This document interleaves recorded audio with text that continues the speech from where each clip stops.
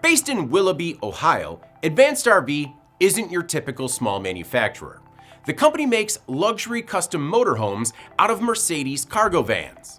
Last year, the company was one of some 200 companies that took part in a trial to see if a global 4-day work week was possible. Not only was it possible, but according to a recent NPR interview, the company has no intention of ever going back to the old way of doing business. Advanced RV was one of a few manufacturers who participated in the project, agreeing to cut back to 32 hours per week while keeping the same pay. The hope was that companies could be just as effective and productive in 4 days if they were better rested and more efficient. It would also help stave off fatigue and burnout. Founded in 2012 by CEO Mike Neundorfer, the shop has some 50 employees who put extensive work into these RVs. Most take about 2 years to complete a project. Neundorfer admits that he could likely make more money working overtime. But at what cost?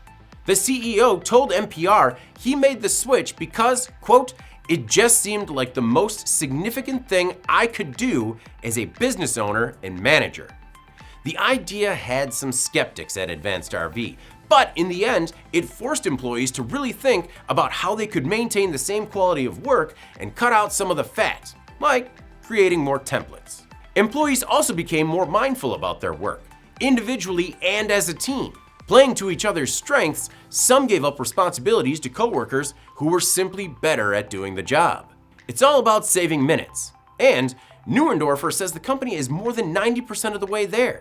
He believes that one day they could even be more productive in 32 hours than they once were in 40. Now, more than 18 months into the experiment, Advanced RV has no plans of ever going back to the old ways. Some employees say they would never go back. And they're not alone. More than 40 companies that experimented with a 4-day work week say they too are never going back. I'm David Manti. This is Manufacturing Now.